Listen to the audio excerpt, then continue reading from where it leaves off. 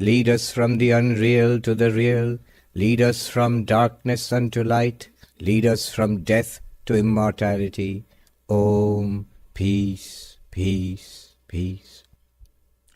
Namaste and good morning everybody and welcome. Yes. So we are here for a session of questions and answers.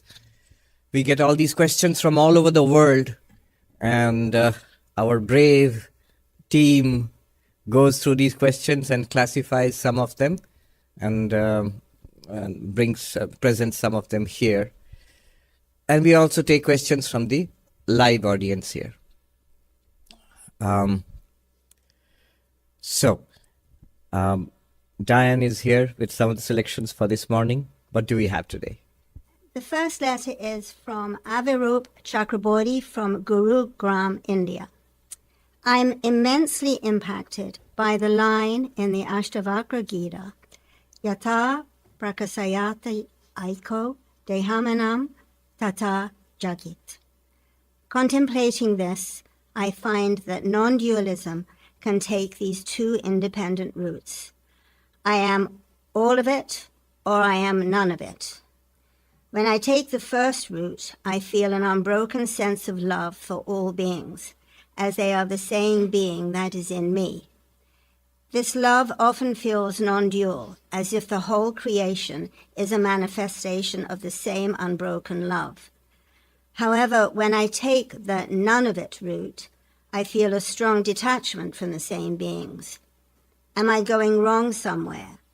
All non-dual doctrines that embrace all of it, such as Sufism, spoke highly of love, whereas those that followed the none of it route, like Gaudapada's teachings, did not seem to emphasize love. Am I correct in my understanding? All right. There are these two ways of looking at non-duality. This is a verse from the Ashtavakra Gita, which he has quoted. A very well-known verse. I have often quoted it myself. It goes like this.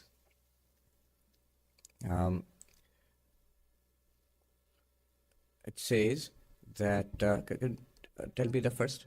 Yatha prakashayati eko deham enam tatha jagat. Ata mama jagat sarvam nacha kinchana athava nacha kinchana.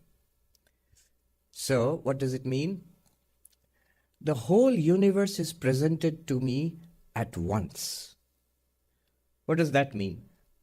Think about waking up in the morning when you come to an awareness of the waking world.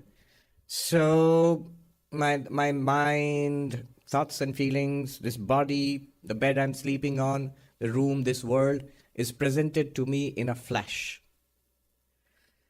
And so the whole world is presented to me at once. And my attitude can be, I am all of it, or all of it is mine, because it's all presented to me together. Or none of it. I am the consciousness to which the entire universe, in which the entire universe appears. See, the purpose of this verse, first we must grasp before diving deeper into it. The purpose of this verse is to cut our tight attachment to this body-mind. What we do is, I am this, and the rest of it is not me. I am this, and the rest of it is not me. The rest of it is separate from me. And then samsara starts. I am this person, and this is the world. Now this, notice, this goes contrary to the presentation of the universe to me. My first direct experience of the universe is all of this, including this. All of this, the body, senses, mind, and the world, all of it appears in consciousness. But then, very naturally, we make this distinction. I am up to this, within this skin, I am. The thoughts and feelings which I get, this I am. And the rest of it is not me. Some of it is mine, and some of it is not mine.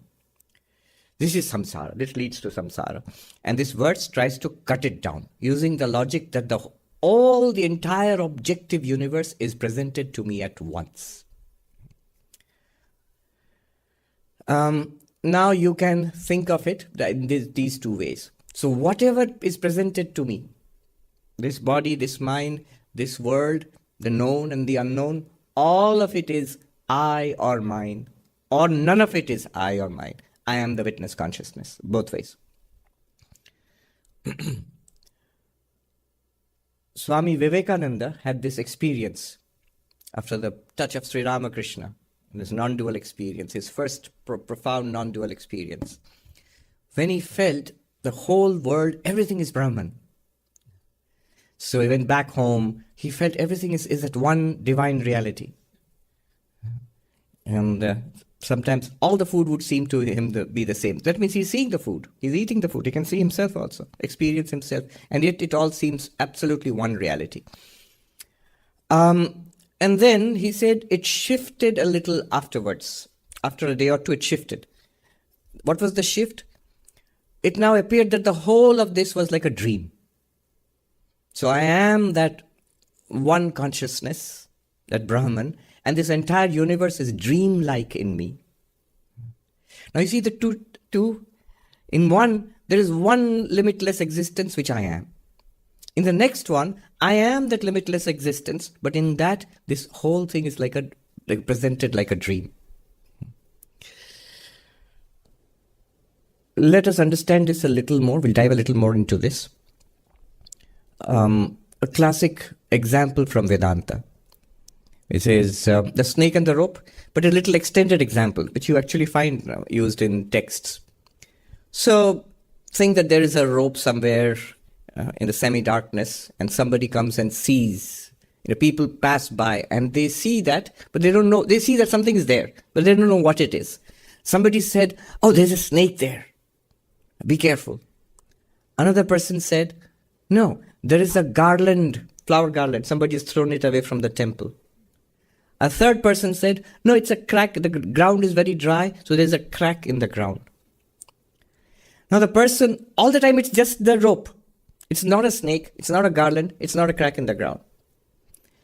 Now the wise person who knows this, who wants to tell them what it is, can do so in two ways. Can say, it's not a snake, it's not a garland, it's not a crack in the ground. It's a rope. Or can say, the rope and the crack in the ground and the snake are one and the same. Not the rope, sorry. The garland, the crack in the ground, and the snake are one and the same. It's a rope. You can say they are all the same thing, that rope. Or you can say none of them exist. It's a rope. Both mean the same thing. In both ways you can approach the same thing.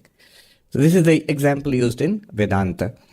The question might be, why go through all this? Why don't you just say it's a rope? You can't. Because none of those people who went by it earlier, those three people, none of them saw it as a rope. They saw it as a garland or a snake or a crack in the ground. And if you say it's a rope, they'll start looking for a rope somewhere else. The rope is right there. It's an error which has to be corrected. Now you can correct it by neti, denying it.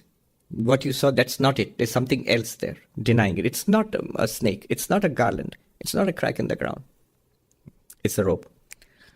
Or you can affirm it. You can say, whatever you saw, all of that is actually one reality, which is the rope. Then you'll have to look for the underlying reality, which is the ground of that snake and the garland and the crack in the ground. Or you can deny the appearance and see the reality. So both ways, this verse, that's what this verse is talking about. There's a great importance of this. Now he talks about love. When you see this whole universe as Brahman, I am Brahman. After that, what happens is, the universe still appears. And when the universe is appearing, this body, this personality also will appear. And you, as the enlightened person, through this personality, you will be looking at this universe, which is, you see it as, that it is nothing but you. And then the feeling of love will arise. So oneness, this metaphysical or ontological oneness, will be experienced by the enlightened one as an all-encompassing love. All the distinctions will be appearances underlying it will be one reality, and you are that one reality. So the whole thing is one with you. You feel one with the entire universe. Or the whole universe feels one with you. And so it will be expressed as love. It will be felt as love and expressed as love. And expressed as service, as worship. Now we can understand Sri Ramakrishna's Shiva Jnana Jiva Seva. To worship Shiva in all sentient beings. How do you worship? Through service. To be of some good to others. Swami Ranganathanji would say that when you close your eyes in meditation, you feel peace. Are you feeling peace in meditation? And when you open your eyes, are you growing in love? So it is expressed in service towards all beings, and you feel peace within. Then you're growing in spirituality. It's very good markers. Now notice these two. None of it is me. You dismiss all of it, remain centered in one limitless self, the pure consciousness. Then that is what Ranganathanji calls peace within. When you open your eyes, you see that one reality spread out before you in all these forms. And your heart is poured out in love to all of them, compassion to all of them. Compassion, love, whichever way you call it. And it's expressed as service. It's the same thing. Either all of it is mine or none of it. But all of it is mine, all of it I am, all of it is mine. This leads to the feeling of love. The other way around, it's not that you will not have a feeling of love, you will have a feeling of peace, of being centered in one reality. But both of them are the same thing. This is also the ground of ethics. Why should I be good? Why should I be loving? Why should I be compassionate? Because of this feeling, I feel one there, no matter who they are, how they are, whether they are related to me or not. It is this one reality shining in all these ways. And therefore, in my day-to-day activities, that feeling of oneness will be expressed as ethical life, as ethical action, especially as compassion, service, love, non-violence. Let's do one more. Yes.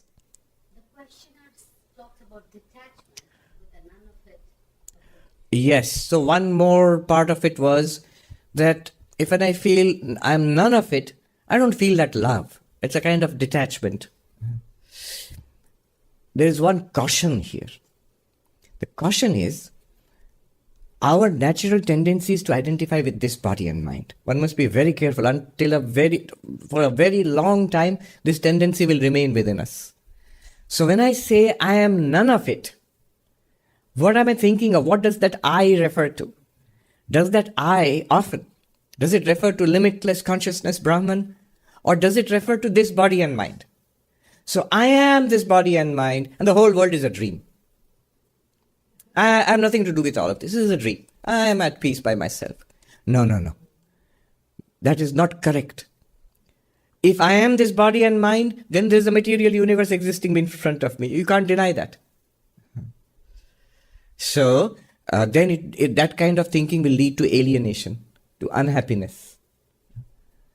Can I think that way, that I am peaceful by myself, the whole world is a dream, let me forget about it? It won't let you forget. Because when I say I am this body, you have caught hold of a part of the snake. You've caught hold of the tail of the snake. The head won't leave you alone. It'll turn around and bite you. I've got hold of this part and I say the rest of it is false. No, it won't work. So, alienation, the first sign is the disappearance of love externally and peace internally. That's why a private spirituality does not work very well. I am spiritual, happy by myself, I don't care about anything else, anybody else. It won't work. Somehow you'll be unhappy. And that shows that somehow deeply we are connected with the whole world. All right, the next part. This question is from Kashama Rangarajan from Bangalore, India. I am an initiated disciple of Prabhu Maharaj. Sometimes it is said that in Advaita, Bhakti is only an accessory to Jnana Yoga. However, Swami Sarvapriyananda, in his book on Bhakti, distinguishes between Guni Bhakti and Parabhakti, the latter being the acme of mystical experience and an end in itself. The parabhakti of mystics and gopis is even more difficult and humanly impossible than Advaita sadhana. Sri Thakur and Swamiji have said this, and so has Madhusudana Saraswati. You have hinted at this as well. Does Advaita sadhana also regard this Goni Bhakti as an aid in Jnana Yoga and not Parabhakti? How can one balance reason and surrender in our sadhana? Yeah. So she mentions Prabhu Maharaj, Swami Vireshwarananda ji. So Revered Swami Vireshwarananda ji was the 10th president of our order. So she is a disciple of Prabhu Maharaj. All right. This question has multiple parts. One is love of God, devotion as an accessory or a help to knowledge. Is that true? Yes. Advaita Vedanta strongly recommends a deep faith and love of God as very helpful to Advaita realization. Why? Often at the beginning, not often, always at the beginning, Advaita is taken as an understanding, as something that happens in the intellect. We understand who we are and what this world is. And that's fine. But notice, often the intellect and the heart are separated. We can lead two levels of life, one an intellectual life and one at the level of the heart. At the level of the heart means emotions, feelings. So our desires, vasanas, they are at the level of the heart. It's what the heart wants. It could well be possible that I understand I'm limitless consciousness, but the heart wants a cookie. I have a desire to taste and touch and smell and see and enjoy life in various different ways. I have a desire for appreciation. I have a desire for love from others. All of the ordinary worldly, the human wants, those continue. Whereas my understanding, maybe I am an impersonal consciousness. These two will be separate and they will create endless trouble in spiritual life. So my understanding will go one way, my heart will go the other way. I think Plato said, to know the good is to be good. And we immediately say that doesn't seem to be true. That's true only when the heart and the intellect are aligned. To know the good is to want the good and to be good. But if the heart and the intellect are not aligned, the intellect knows the good, but the heart doesn't want the good. So I know what is good, but I don't want it. I know what is bad, but I want it. Somehow they don't align. And that's the condition for most of us.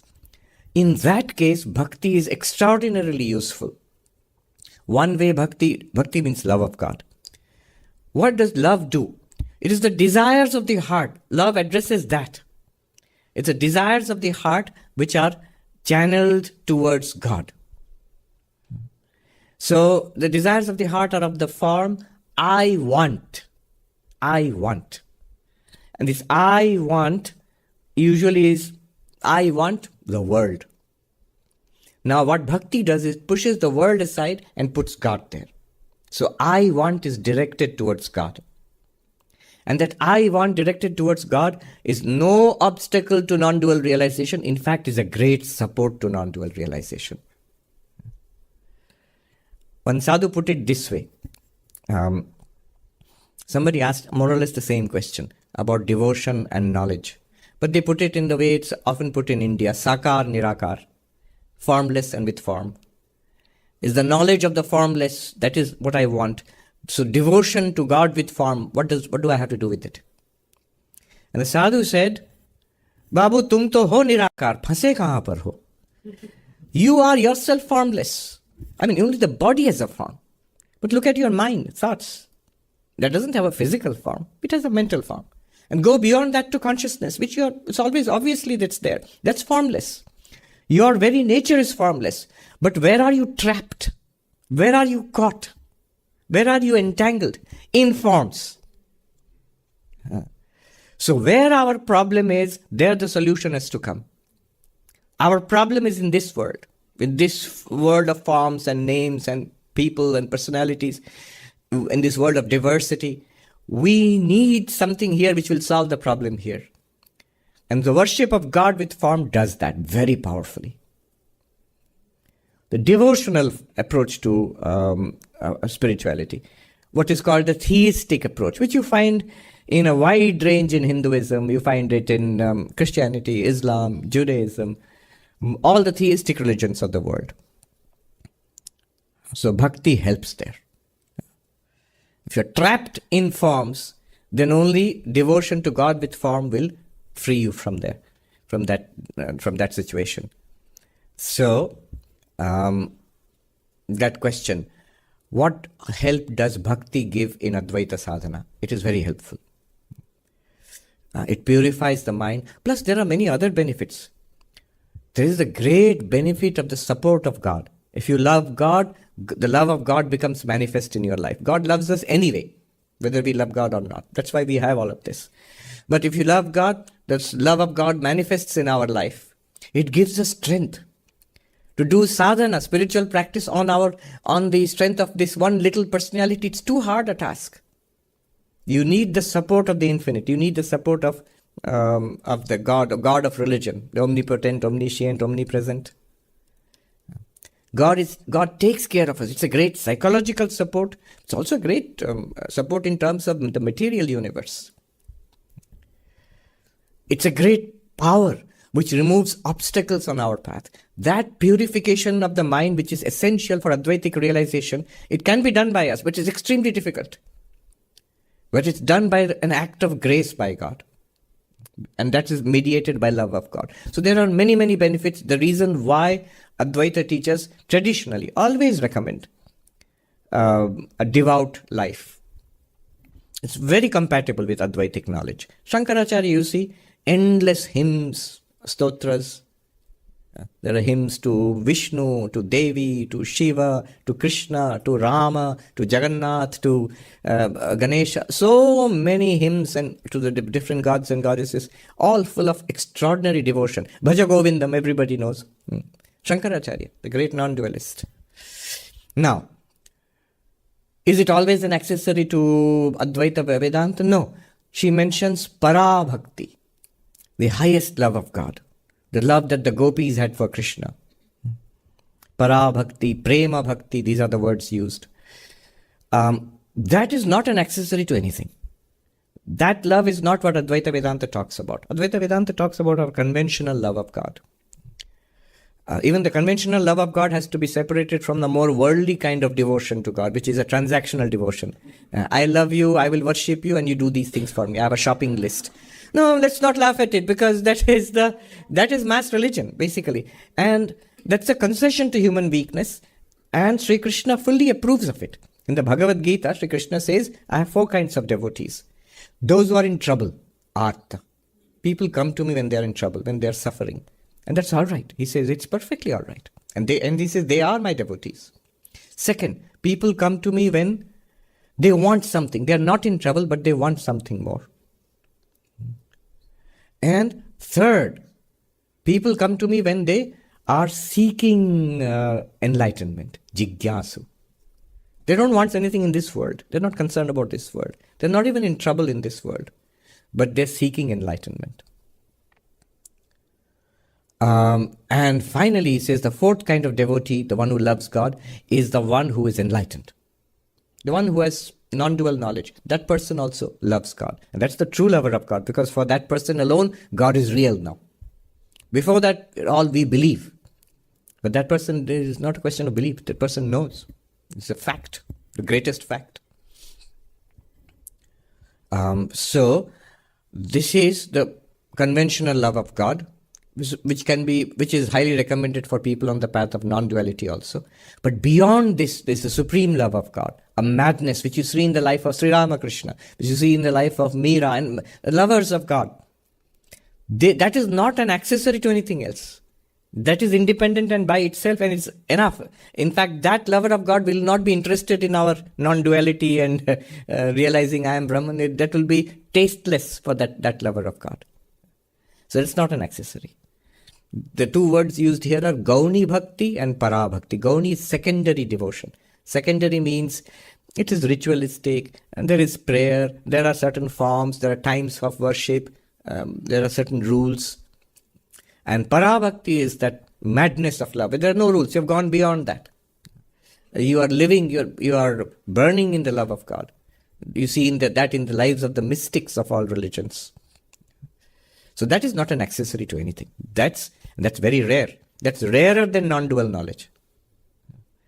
There is a song which Sri Ramakrishna was fond of, where God is singing that I give mukti, moksha, nirvana easily, but I'm stingy about love. I don't give that easily. I love all of you, but your love for me, that I don't give easily. I can give knowledge, and you can be free. But that special love of God, when you are lit up by the love of God, a kind of madness about God, that I don't give easily. He says, Mukti dite kator noi, bhakti dite kator hoi. That is the Bengali song. Yes. At the end, she actually asks, how can we balance reason and surrender in ourselves? Reason first, in Advaita Vedanta, reason first, surrender finally. So reason first shows us that I am not the body, not the mind. I am this limitless existence, consciousness place. Now again, you'll be back in the body and mind. The world will continue, this life will continue. What do you do then? So Swami Turiyanandaji again and again in his letters of Swami Turiyananda shows us that realize that you are Brahman. And then you are again back in this world. Rest of your life is a play with the Divine Mother. You surrender to the Divine Mother. So this great non-dualist Turiyanandaji, how did he live his life? You see his letters full of ma, mother, mother. It's all the play of mother. Who is he? A staunch non-dualist. Whatever the problems which come and go in life, your own, for the enlightened person or spiritual person, their own problems don't matter much. They're all right. They surrendered it to the mother. Others' problems also, all sorrows, and they struggle to remove the sufferings of others, but also surrender everything to the mother. They know everything here, they feel it. It's the play of one divine consciousness. So, Sri Ramakrishna said, this is my ripe opinion, a pakamat. What is the ripe opinion? It's what is a flag? It's a flag. A flag means pay attention to this. He says, realize the absolute, that you are Brahman.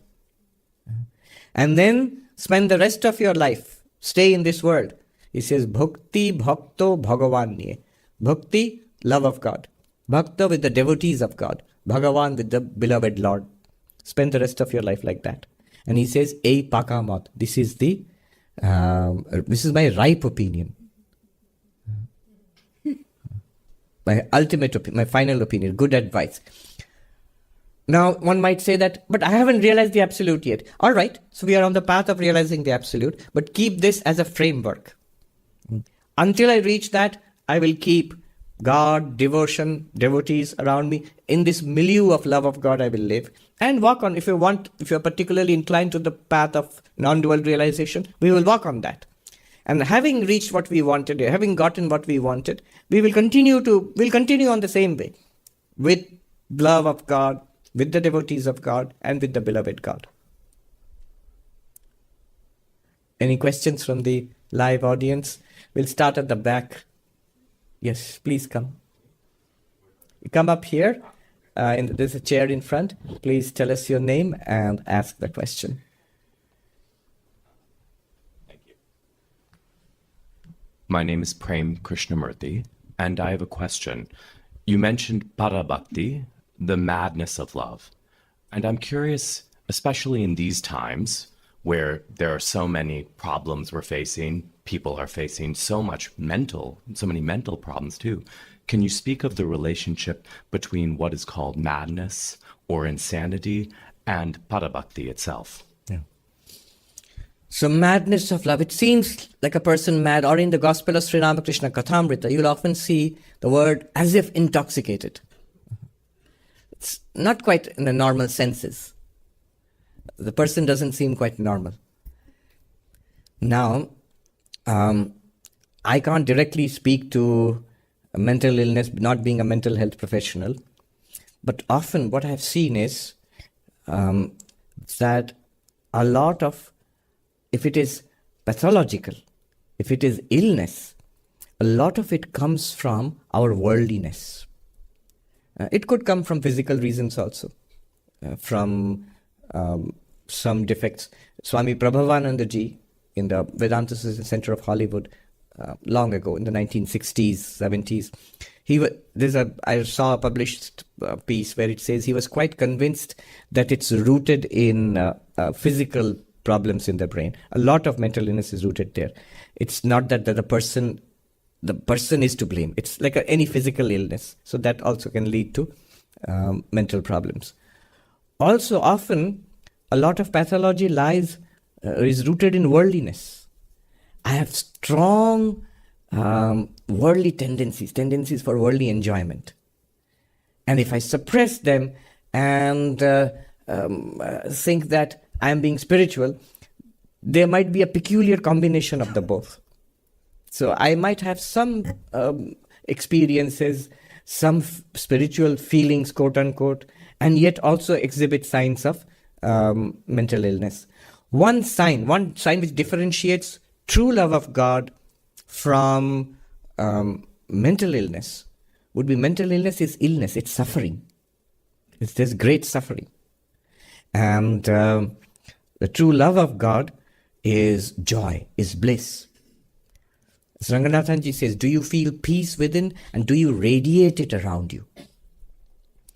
If I'm suffering from some deep mental pathology, I will have no peace within. And I will not radiate that. I'll radiate chaos around me. Other people will be disturbed, will feel that suffering which is being radiated around. Whereas those of us who are lucky enough to have met genuine mystics, genuinely spiritual people, one thing is automatic. You feel purified and uplifted in their very presence. That's there. And that's what everybody would feel in the presence of Sri Ramakrishna, for example. A kind of divine upliftment. It would radiate that around, not disturbance or chaos or unhappiness. May I ask a very brief follow-up? Yes. Because, thank you, that is very helpful. I'm curious because so many people who are considered mystics, for example, are often judged to be insane or mad.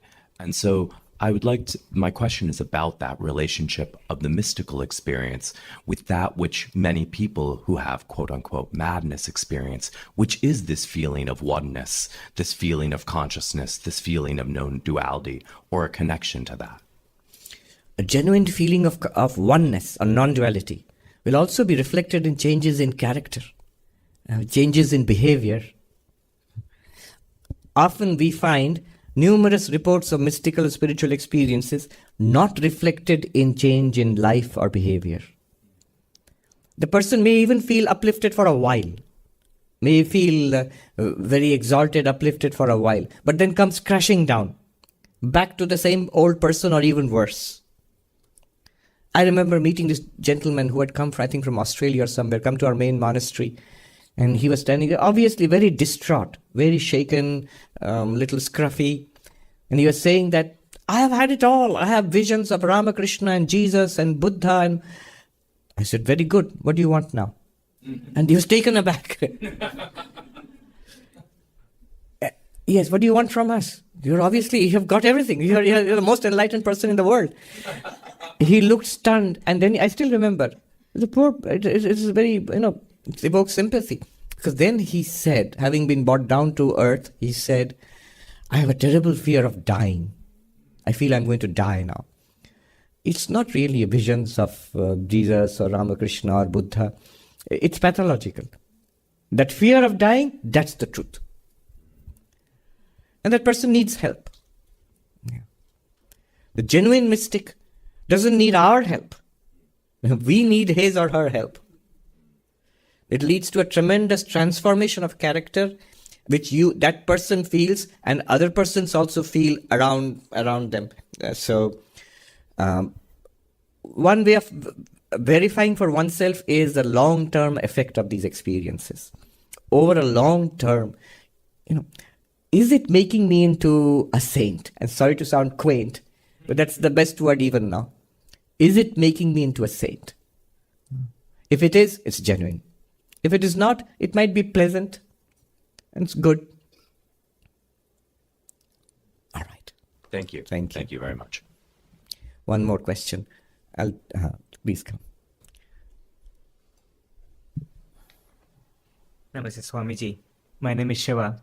I've got a question that's about 2 minutes, 10 seconds long, so please bear with me. My question is about the epistemic structure of Advaita.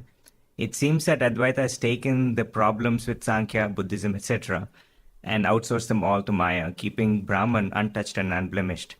One cannot question Brahman because it is nirguna and nishkriya. One cannot question Maya because the question itself is wrong. Space, time, and causation are within Maya, so one cannot ask why Maya. And within Maya itself, Advaita defers all explanations to science. So the question is, what can one ask of Advaita? That got me thinking about the principle of falsifiability. Advaita as a knowledge-based system should have a principle of falsifiability, like any scientific hypothesis.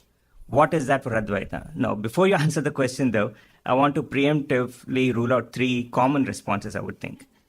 One, unlike science that deals with empirical evidence and objectifies everything, Advaita deals with the pure subject or pure consciousness. 2, Panchadasi and other texts begin with the normal I sense. Since it is a direct first-person experience based, it doesn't need falsifiability. But as it builds on from there, first-person experience is therefore not subject to falsifiability principles. And lastly, as one probes deeper into Advaita, we come across paradoxes, at which point we've heard you talk about there's no more explanation possible. It is then up to the intuition to take a final turn towards oneself. So should we accept some fundamental assumptions like Brahman, Jiva, Maya, and so on as axiomatic, similar to how science accepts numbers, and not question them? Given these three caveats, does Advaita have a genuine falsifiability criteria, or is it a simply logically consistent but self-sealing system? It's difficult. The questions are becoming more and more difficult. The question itself is logically consistent and self-sealing. Yeah. All right. Very well put. I remember having a similar discussion with a well-known mathematician, Marcus du Sautoy. He teaches pure mathematics at Oxford University. He's written a number of books. This question of falsifiability, we had some discussion. I remember vaguely. All right. Falsifiability, is it Kuhn's criterion? No, Swami, it was somebody else. I read about it. Popper, Kuhn, Thomas Kuhn? It's part of the philosophy of science that a genuine scientific theory should have a falsifiability criterion. That you can, suppose you can design an experiment, at least theoretically, which can prove it this way or that way. It could falsify that theory. Then it's a genuine theory. If it's a theory which is true no matter what, then it's more likely to be what mathematicians or logicians call trivial. Yeah. Oh, who? Koch's postulates. Koch. They talk about proving something and disproving something. Yes. And that needs scientific. Popper. Popper. I thought it was Popper. Popper is a philosopher of science. So either Kuhn or Popper. Kuhn is paradigm shift. That thing. Popper is that falsifiability criterion. So any genuine scientific proposition should be falsifiable. Is Advaita falsifiable? No, it's not. If you understand it carefully, what it's trying to say, it is inevitable. It is necessary. But only if you understand it. And why? What are the logical reasons? One is from the perspective of the enlightened one, it's an obvious fact. I'll give you 2 perspectives, our perspective and the enlightened one's perspective. From the enlightened one's perspective, it's an obvious fact. An enlightened one will say, come up with your falsifiability theories, your alternative explanations of the state of existence, what we experience, and he will disprove all of that. So classic example is the text Khandana Khanda Khadya, written about 1,000 years ago by a great Advaita philosopher, Sri Harsha. What he does in that book, instead of trying to prove Advaita, he disproves every possible theory. What are the alternative theories, the dualistic theories of the Nyaya and so on and so forth, whatever were current 1,000 years ago. It's regarded as one of the toughest books to crack. Very difficult. But this approach is called in Indian logic as Vitanda. Vitanda means I have no independent thesis to prove. But whatever you say is wrong. I'll prove whatever you say, I'll prove it wrong. The Vitanda can be used in different ways. One is used by Sri Harsha to show that every alternative explanation is wrong. So Advaita remains self-proved. Anyway, where does that leave the falsifiability criterion? What Advaita epistemology, what it will say about the falsifiability criterion is that that is a very good criterion when your thesis is about something objective.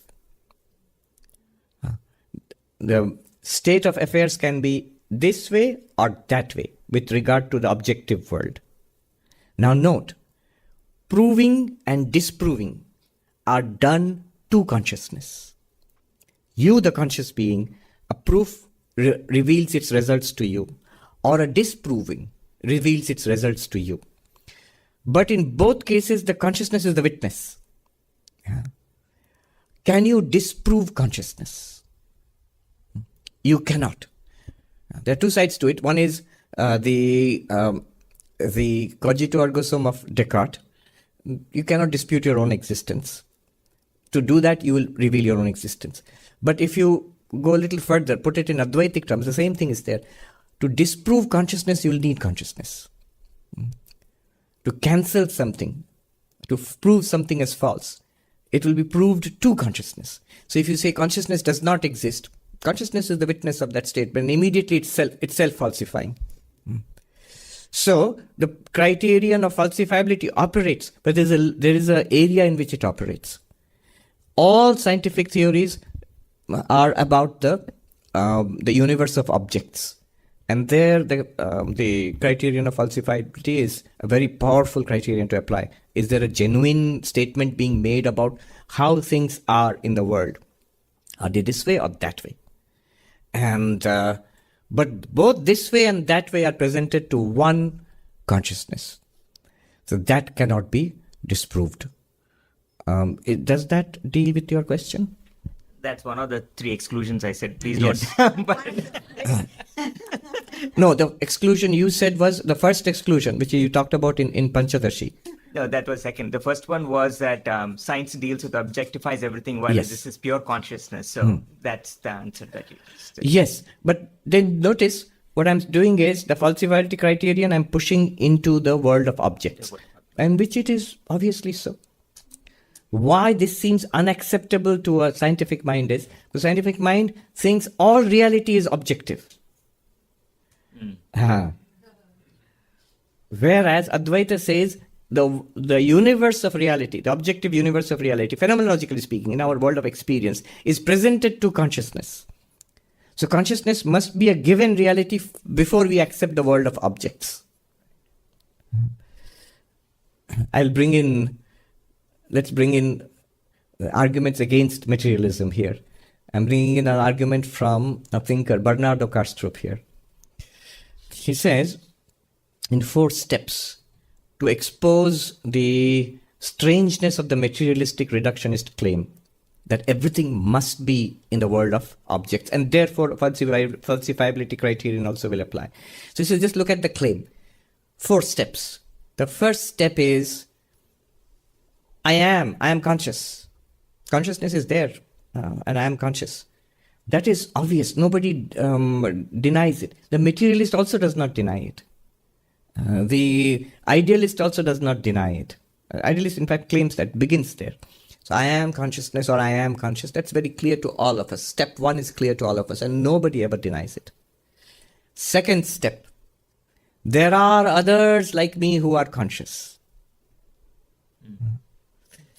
This is, you're already relaxing your logical rigor a little bit. Why? Because although others are there, I can see, I don't have direct access to their consciousness. This in Vedanta, in philosophy, is called the problem of other minds. How do I know? Only inferentially I can sort of judge that they are conscious. Why is this acceptable? It's acceptable because on the criterion of repeatability, It has happened at least once. In my own case, I see I am conscious. I can directly experience. And I can see similar beings like me. They're similar to me. They look like me, they behave similarly. So I can accept at a stretch, little jump, that they are also conscious just like me. Second step. Already we have relaxed the logic rigor a little bit. Third step, even further. This world of objects which appears is real and independent and exists external to consciousness for which there is no actual proof in experience. And there cannot be. That's the thing. You can't jump out of consciousness for anything. Consciousness is global. All knowledge and ignorance is knowledge and ignorance to consciousness. If their argument is that, no, there is so many things which are outside consciousness. You don't experience the world outside the building. But I experience it as the unknown world in my consciousness. So the whole universe divides neatly into the known. Right now, known by me, I mean something very paltry like sensory experience. And unknown, the vast unknown around me. Here itself also so many things are unknown. But they're all known and unknown in consciousness. So that is the third step which materialism demands. Materialist says, we insist there is a world independent of consciousness. And the fourth, most scandalous of all, this unprovable, unestablishable world independent of consciousness is the one which is generating all our conscious experiences. Indeed, it is the one which is generating this body, life, brain, and through that brain consciousness. Epistemologically speaking, this is atrocious. Yeah. But this is where we are. Whereas Advaita Vedanta has what Vivekananda calls an internal mandate. If you go the other way, start with consciousness, then everything is presented to consciousness. In the world of objects presented to consciousness, you can do science to your heart's content. There's no problem at all. But just accept that it is a world appearing to consciousness. And then you can relate it back to consciousness. That's where the cutting edge thought comes in, how can we relate this world of objects to consciousness? Advaita Vedanta is a very simple way of relating the world of objects to consciousness. It must be consciousness in some way, this world of consciousness. I am consciousness, no doubt. And these objects, these are appearing to me in consciousness, there's no doubt. But what is the nature of these objects? Independent, separate material existences? Appearances dreamlike in consciousness? Or consciousness alone appearing in all these names and forms? Advaita Vedanta says the last one must be true. Why? Because otherwise you are left with a dualism. See, on one hand, if you take the pure materialist reductionist view, then you are left with the twin problems of whether matter at all exists independently of consciousness. That would be one problem. Then from matter back to consciousness, that's the hard problem of consciousness. So you'll have two huge problems philosophically. The problem of ideas this by saying that same thing. Shankara does this by his theory of superimposition, adhyasa. Just like a rope is appearing as a snake, it is consciousness appearing as matter. And that makes possible this experience of life. I think it's pretty neat, logically, yes. Now, practically your question is, what do we do? Do we need to start with some postulates? That's what the Upanishads are. Here are the experiences of the enlightened ones. They give you a framework. Walk along that until you see for yourself. Once you see for yourself, you don't even need the Upanishads. You don't need those postulates. It's an undeniable fact blazing forth before you and supported by reason. And the reason will immediately fall into place. We'll show you how this is. And the reason will be a way of, like a rope ladder, way up to that realization. It'll point it out to you. But because it is you yourself, it is your own innermost reality and self-luminous, at one point, all that the reason does is remove our wrong conception, which is hiding the truth from us. Once that wrong conception is wiped out, the truth is always self-luminous. Okay, but it's a very deep question. You need a whole book to answer this. Thank you so much. Yes. The lady there, yes. And then we'll ask After that, you can come. Yes. Tell us your name and ask the question. Good morning, Swami. Good My morning. name is Jane. If it's okay, I like, and I'll be succinct, I'd like to share an experience about the song Satyam Gyanam Anandam Brahma, since you also mentioned it a couple of times recently, and a question about asking questions.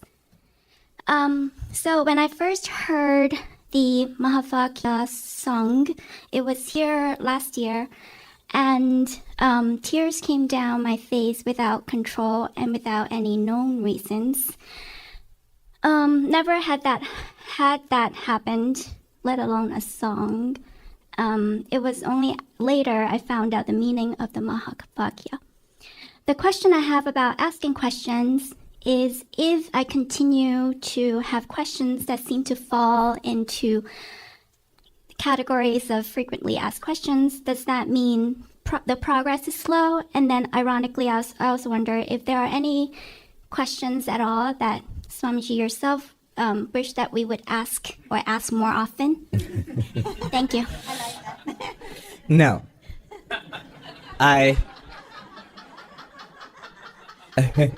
No, I mean that quite sincerely, because any genuine question coming from your heart is a doorway to realization. There are two ways of answering a question. Most questions, in Vedanta, for example, I can give you a scholarly answer from a book. There are theories and arguments. I can give you that. Quotations from the Upanishads. I can give you stories from enlightened people. Or the answer can use your question to lead us back step by step to your innermost reality. So these are two ways of doing it. The second one is what a skilled teacher does. It's usually an enlightened master who can do that very well, very powerfully. What you said first, when you heard Satyam Jnanam Anantam Brahma, tears came to your eyes. It's true.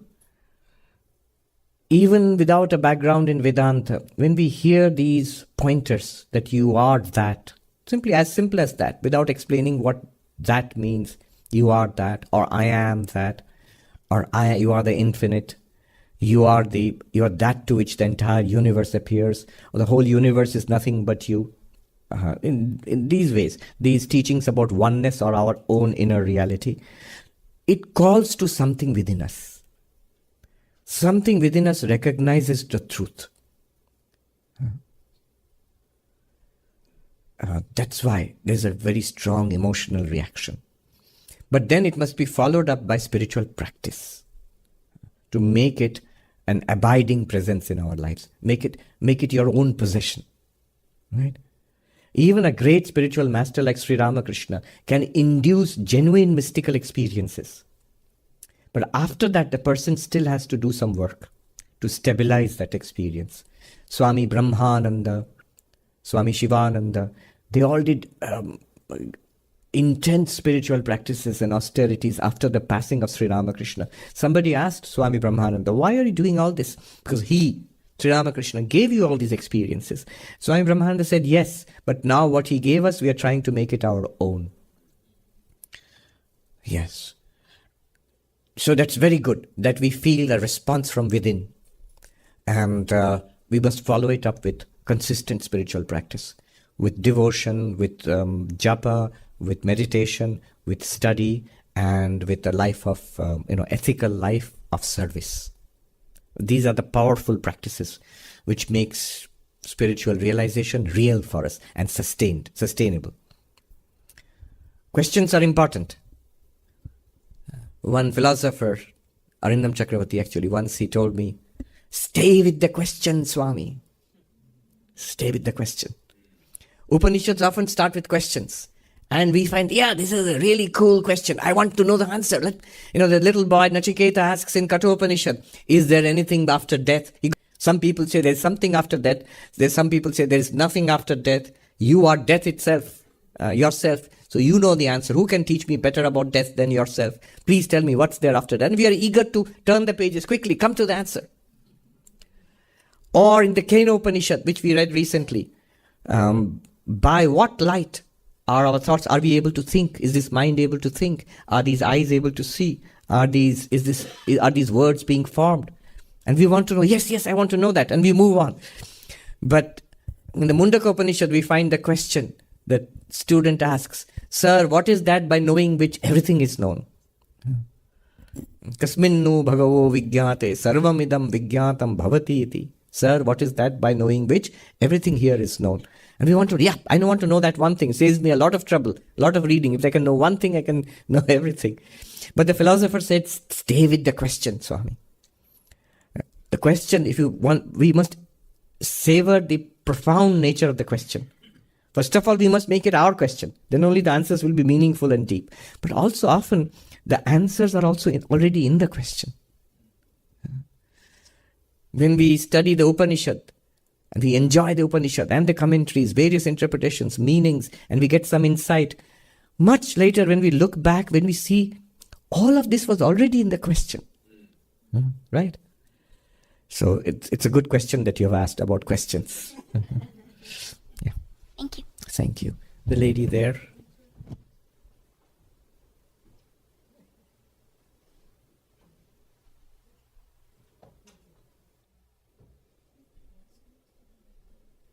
Please tell us your name and ask the question. Good day. My name is Hesna Muhammad, and I'm really not sure how to ask the question. It's about unconditional love. Is there, or what circumstance does one not consider unconditional love as the way to move or be? Should we always practice unconditional love, or is there a time when that is not wise or safe? Or yes. Before I go into it, the moment you say unconditional, you've already given up ideas of safety. So the truly, genuinely, the person who loves unconditionally doesn't care about his or her own safety. But that's at the end. Let's start at the beginning. Everybody values love. It starts with wanting to be loved rather than giving love, but wanting to be loved. Children, it's very natural for children to want and need love. It's interesting. Who loves more, children or parents? But parents, yes. You don't have to be hesitant about it. There's no doubt about it. Our parents loved us much more than we loved our parents back. Maybe we love them more when we grow up and we begin to understand them more, and then we love them more. As kids, we sort of took them for granted. Maybe we were affectionate, but all right. But it's strange. It's parents who do everything for the children. And children should be much more grateful and love parents much more, because they don't do anything for the parents. The parents do everything for us. But it's the other way around. And that shows us something interesting about love. The more you do something for somebody or some cause or some organization, whatever you're doing for, the more we serve, the more we give, the more we love. It sounds counterintuitive. It should be that more we receive, more we should love. We are not very grateful creatures. But if we give, we love. More we love, more we give, more we sacrifice, more we serve, more we invest our time, energy, our life into, more we love that thing, that person, that place, that work, that creation, whatever it is, wherever your love is thrown.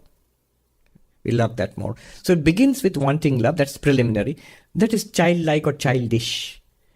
Very soon it grows into a mature form of love, where you give love. But you also want love in return. It's a little bit transactional.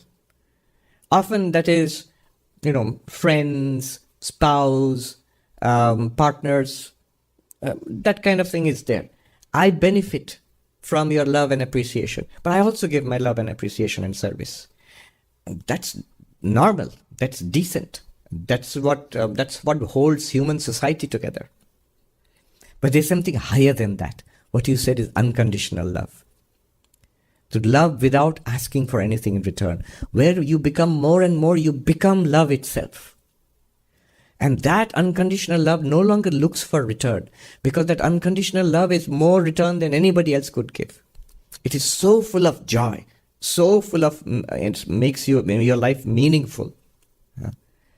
So once one tastes a little bit of that, without any philosophy also, philosophy can help, but once one tastes a little bit of that, it makes your life immediately meaningful. A monk said this once, talking about the different forms of spiritual practice. He said, do you want to be happy right now and continuously happy and maximally happy? Yes. Fall in love with God. Fall in love, it will make you happy. But with human beings, it is mixed with a lot of unhappiness.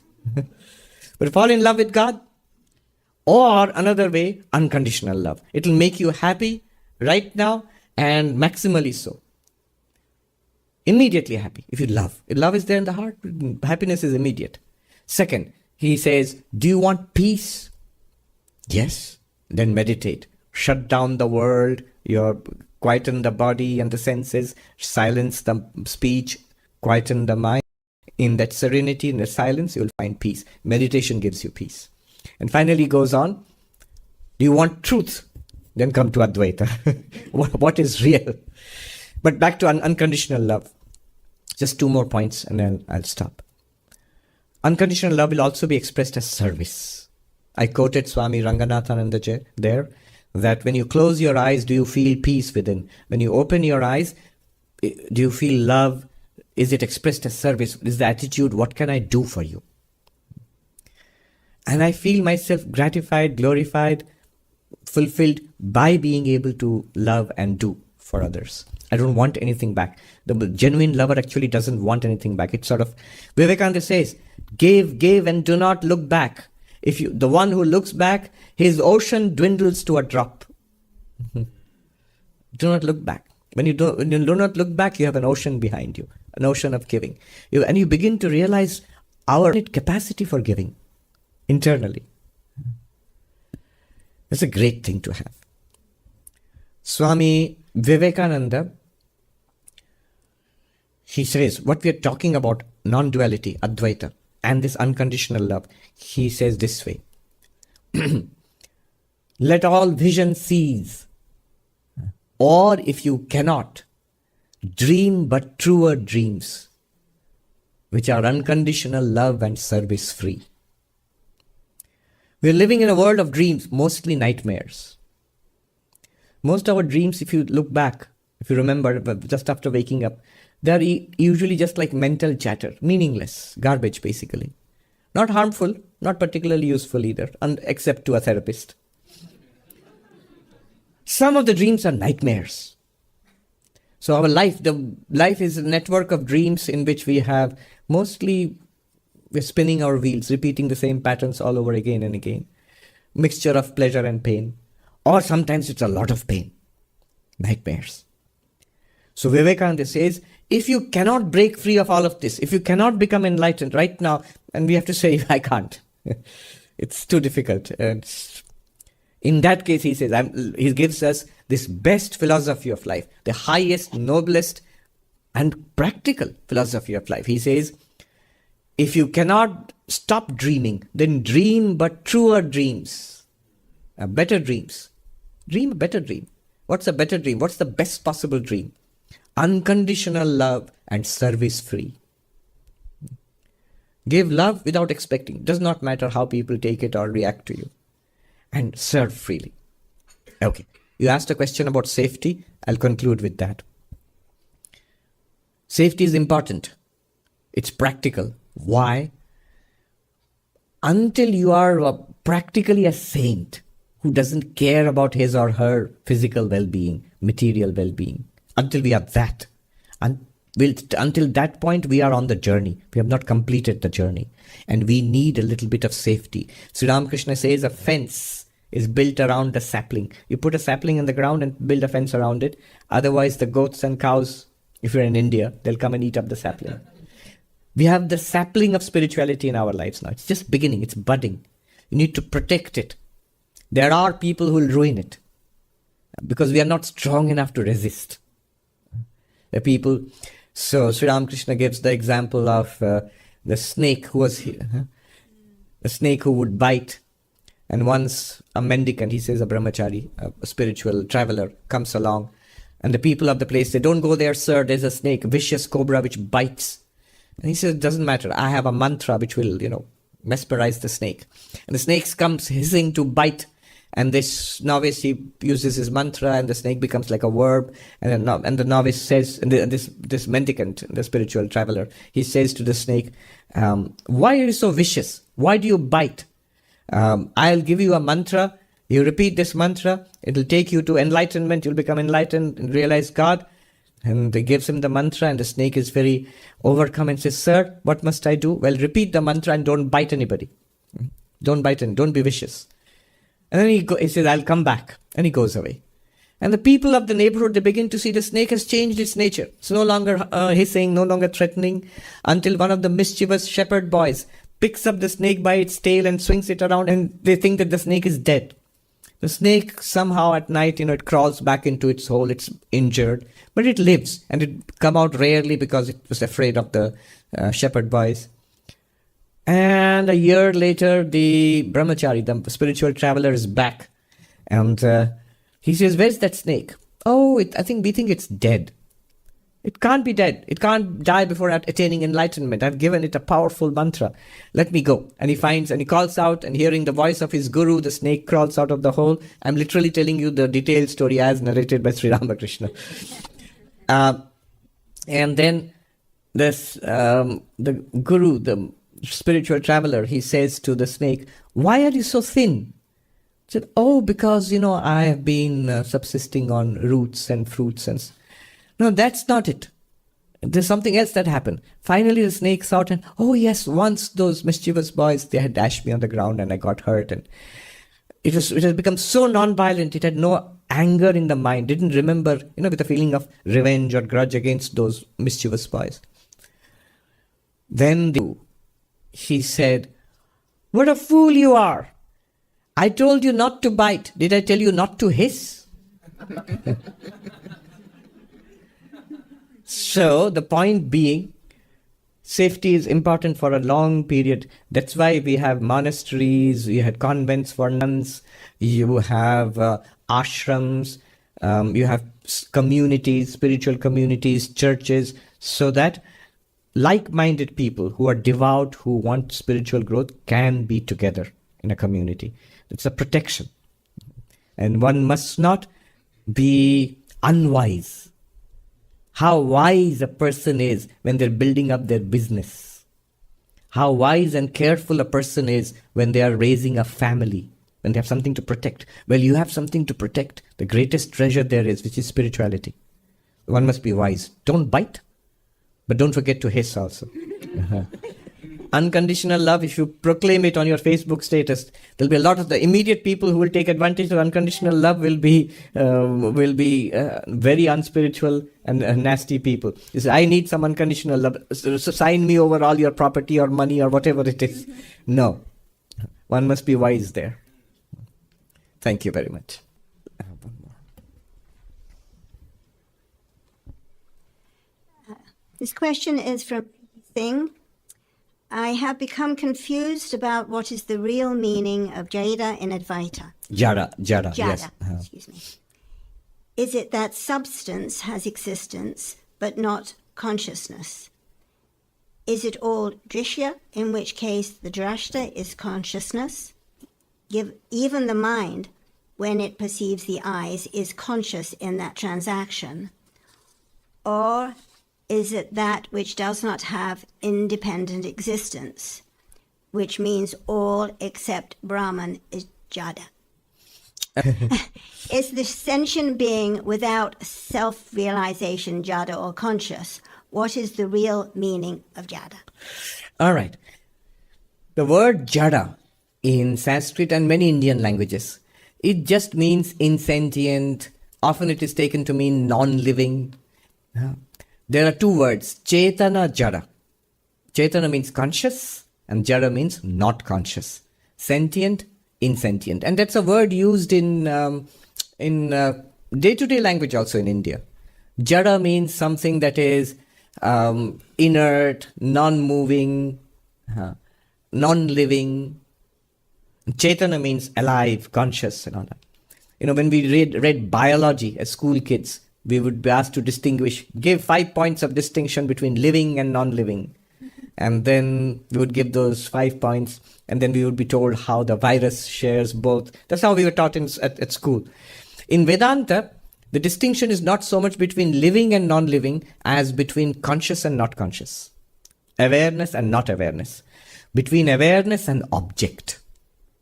So, straight away, the Vedantic or Sankhyan analysis, when we look at our own experience, classify whatever appears to you, whatever is experienced as jada, as object.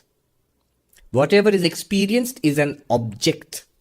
To what? To you, the consciousness. You, the self and consciousness, we are taking as one. So, to consciousness, everything is an object.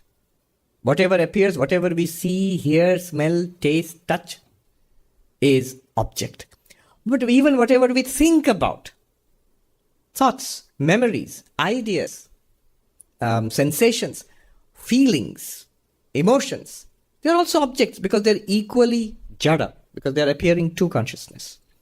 This is an analysis. That's not common sense. This is an analysis. This analysis will force us back to our nature as consciousness and object. That's the purpose of this analysis. Everything that we experience is jada, is an object. Why is it jada? Because it's an object.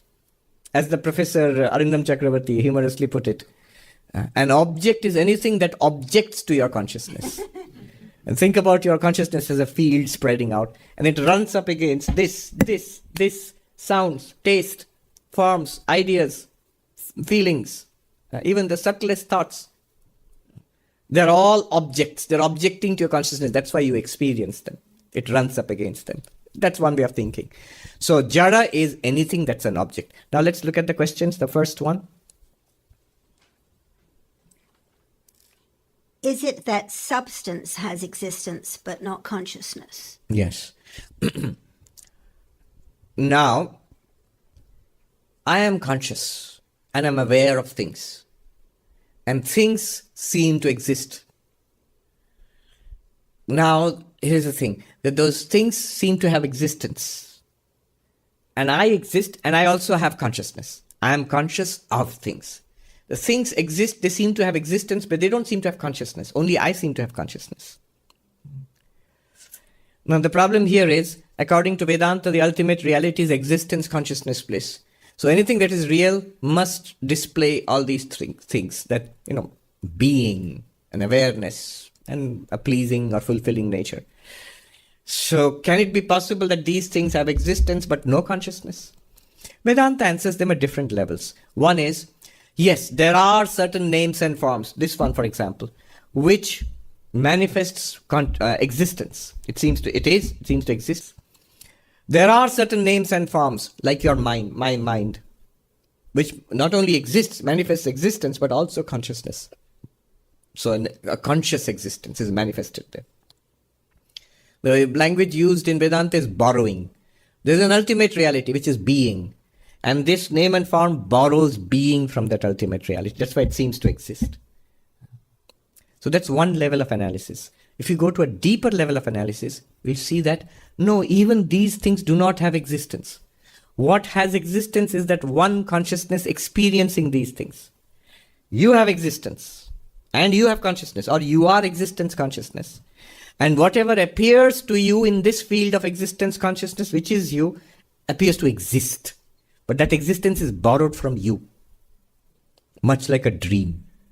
In a dream, you experience everything as existing. But when you wake up, you feel those things, you realize those things were nothing but me, the dreamer. Their existence was my existence. So that's the answer to the question. Do the objects, substances have existence but not consciousness? You can say they borrow existence but not consciousness because that's the nature of those names and forms. Or you can go deeper. They have neither consciousness nor existence. They appear in existence consciousness and they appear to exist. The second question. Is it all drishya, in which case the drashta is consciousness? But by this rationale, even the mind, when it perceives the eyes, is conscious in that transaction. Right. Oh, The second question that she has asked is, her main question was, what is jada? What is the nature of the inert entity? So all objects of perception, drishya means all objects of experience. So just being an object of experience, is that what is meant by jada? In that case, the experiencing mind, for example, the mind is the observer of the world, or the eyes. Through the eyes, it experiences the world. The world becomes an object of experience. The mind is the experiencer. Then the mind will become conscious. The answer is yes, but mind is not ultimately conscious. The same principle of borrowing. The mind can borrow not only existence, but also consciousness. Just like your mind in the dream. You are dreaming. You've forgotten yourself. Then you are a person in your own dream. And that person has a mind of its own. That mind has borrowed its light and existence from the dreamer. Similarly here, look at the mind. The mind here not only exists, my thoughts exist, ideas exist, they also feel very conscious. So they have borrowed existence and consciousness from me, the pure consciousness. What's the third question? is it that which does not have independent existence, which means all except Brahman is jada? Ultimately, it comes to this. That which does not exist by itself is jada, or they are coeval. All that is object, insentient, is all that does not have independent existence, and that's another term for mithya or falsity. That which is jada, which is object, which is does not have independent existence, is also false. Is false in the sense it's an appearance. Appearance does not mean a non-existent. Use them. You can use them. In a virtual reality, you can use stuff. In the world of appearances, you can use stuff. There's a chair or there's a table, I can put the microphone on the table. I can speak through the microphone and you can hear me. You can use stuff. Technology will work. Science will work. In the world of appearances, everything works. So, yes, that's what it ultimately amounts to. Jada is equal to mithya in Advaita, in standard Advaita theory. Yeah. Can we do one more? Mm-hmm. This is from Renato Billo. Very dear Swami, the world appears in Chit through Maya. What is the relationship between Chit and Maya? How can Maya be inherent to Chit? We hope to hear from you on this profound matter. Another very difficult question. I won't go deep into it because it's centuries of debate on this. Like this question you asked, it all comes down to Maya. One monk, in exasperation, he said, it's useless asking questions to the Advaitins. It's either all Brahman or all Maya. Yeah. Anything they can't answer is Maya. And what they can answer is Brahman. What is the relationship of Maya to Brahman? Or Chit means consciousness. What is the relationship? So consciousness, you are saying, appears as this word. Why? How? And the answer given is either Maya, that's the Maya. Sri Ramakrishna would say Nitya and Leela, the absolute and the play. The absolute is what it truly exists, and this play also exists. This is the play of the absolute, what we experience here. But this is mediated through Maya. And what is the relationship of Maya to Brahman or to Chit? That's pretty easy in the dualistic philosophies. Because in those philosophies, the ultimate reality or God or consciousness or whatever it is, it has attributes. And one of those attributes is Maya. Maya is the power of consciousness, Shakti. But that won't do in Advaita Vedanta. Advaita Vedanta is non-duality. So when you say Chit and Shakti or Brahman and Maya, it seems to be two. You're using two words after all. And the two seem to fulfill two different functions. One is existence, consciousness, bliss. The other one is projecting the one into the many. So they seem to be two different things. Or at least if you say, no, it's the same thing. Brahma Shakti Abhed, Sri Ramakrishna would say. Brahman and Shakti are non-different. They cannot be differentiated. Fire and its power to burn, they cannot be differentiated. But in that case, it creates problems for Advaita Vedanta because although it's still one, but that one becomes something with quality. Not nirguna anymore, with quality. What Advaita Vedanta, you have to understand, they are very monomaniacal about ontology, that there is only one reality. Say Brahman is the one reality, and Maya is an appearance in that reality. It is not a countable second, nor is it a characteristic of Brahman, but it serves to explain the world of appearance. Since the world of appearance is a world of appearance, you don't have to give an ontological basis to it. Ontologically, it still remains one. There is a question in the relationship between the one and the many. If you see in Indian philosophy, a wide range of answers has been proposed. There are theories like Vishishtadvaita, Bheda schools of Vedanta, which say there is an ultimate reality, call it God or Brahman, and Brahman or God has this power, Maya, Shakti, which either Maya itself, it's a real power of God, so the world is also real. Or with the power of Maya, Brahman itself transforms into this world. In any case, that is one way of looking at it. There's a real creation of the universe. That's one whole range of theories. There are many variations of this. The problem with this approach is you're making the absolute changeable. And if it's a real change, then the world is very much real. Then sin and suffering and destruction, these are all absolutely real. And God is also real, but you're putting all that reality at the same footing. It is not a greater or deeper reality than this world in that case. So those questions will come up. There are variations, ways of going around it. The Kashmiri Shaivism, for example, their approach is that they introduce a spanda theory, vibration. So this whole universe is a vibration of that non-dual reality, vibration of Shiva. So they see the pulsating continuum. Even then, logically, the Advaitin is a stickler for logic. You say, so still, vibrating, ultimate reality is vibrating, huh? Is that vibration a matter of, is it an objective experience or non-objective? Once you fall into that Advaita dialectic, you'll be crushed. If you say it's an objective experience, that it can be experienced, of course you're experiencing it, then it's an object.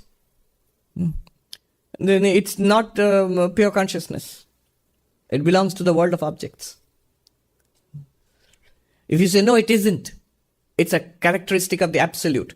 If it's non-objective, it's not experienceable, why speak of it at all? Why call it vibration? And look at your own experience of consciousness. Does consciousness seem to vibrate, or do the objects in consciousness seem to vibrate? Vibration is always change, objective. Anyway, it's not meant for a critique of Kashmiri Shaivism. So that's another theory. Whereas the Advaitic approach is that you are this limitless pure consciousness without, and this world of limits, attributes appears in you. Why it appears? Ultimately, that question also should not be asked, because causality is also part of this world of appearance. You, the absolute, are not causally linked to this world. You, the consciousness, have no reference to time, space, and object. This is a very profound statement. See, when you are saying give an explanation of the many in terms of the one, you've already assumed that the many and the one are causally linked. But what if causality itself is part of the appearance? Then you cannot interrogate the absolute from the perspective of the appearance. The absolute remains safe from causality. That's what is Advaita Vedanta's ultimate position. If you still are not satisfied, no, why all this? Evasya esha svabhavoyam. It is the very nature of that shining consciousness. This is the shining forth of the consciousness. This is what it is. There is no why link. The why link is always within the appearance. Cause and effect. You, that consciousness, formless, limitless. Even consciousness, I'm using as a word. It has no reference to time. Hence, really speaking, it is not eternal. It has no reference to space. Hence, really speaking, it is not all-pervasive. It has no reference to object. Hence, really speaking, it's not even non-dual. These are all approaches we are making from our perspective. The final thing we can say is non-duality. That has to be abandoned once you have got. It might seem very esoteric. It isn't. It's you. If you think it's too complicated, well, blame yourself. You are that reality. It's not complicated. It's utterly simple. It's complicated because trying to relate two things which cannot be related and need not be and must not be. What do you do then? Enjoy. Have fun. Have fun. This universe is fun. Somebody, I'll end with this. Vivekananda, an American lady it was in California. They were camping by the huge redwood trees in Northern California. A group of American devotees and disciples. One of them said to Vivekananda, "So Swami, this world is like a school where we come as school kids to learn our lessons." And he said, "Whoever told you that? Madam, we are like clowns. We come and tumble in this world and have a roaring time of it all." The lady was surprised. She had never heard this. He said, "Swami, but why do we tumble?" "Because we like to tumble, madam." It's all fun. But all fun even in suffering, not other people's suffering. My own suffering also has great fun. Then only I can honestly say this. It's not very difficult to dismiss other people's suffering. That's cruelty. But one must rise above that. Then that person will have great love and compassion for all.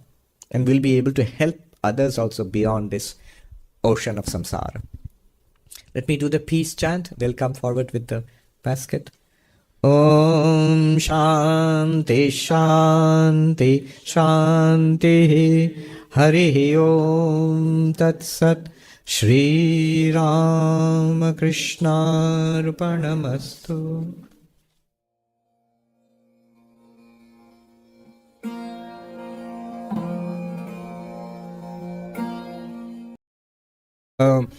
Mrityurma amritam gamaya. Om Shanti Shanti. Om, lead us from the unreal to the real. Lead us from darkness unto light. Lead us from death to immortality. Om, peace, peace, peace. Namaste and good morning, everybody, and welcome. Yes. So we are here for a session of questions and answers. We get all these questions from all over the world, and our brave team goes through these questions and classifies some of them, and presents some of them here. And we also take questions from the live audience here.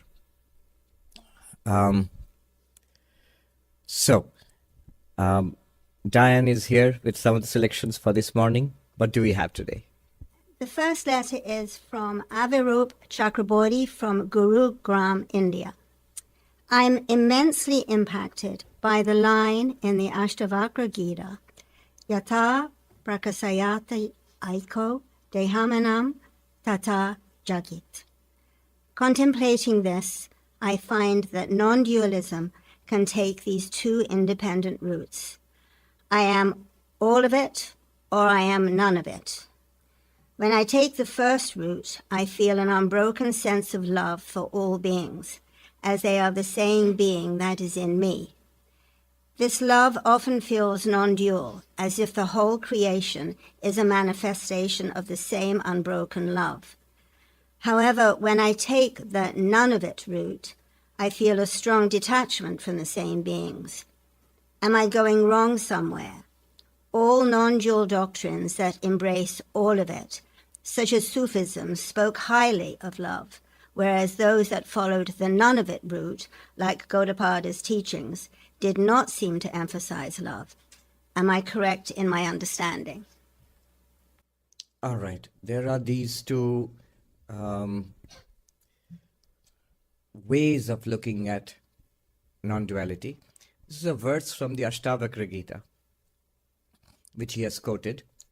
A very well-known verse. I have often quoted it myself. It goes like this. It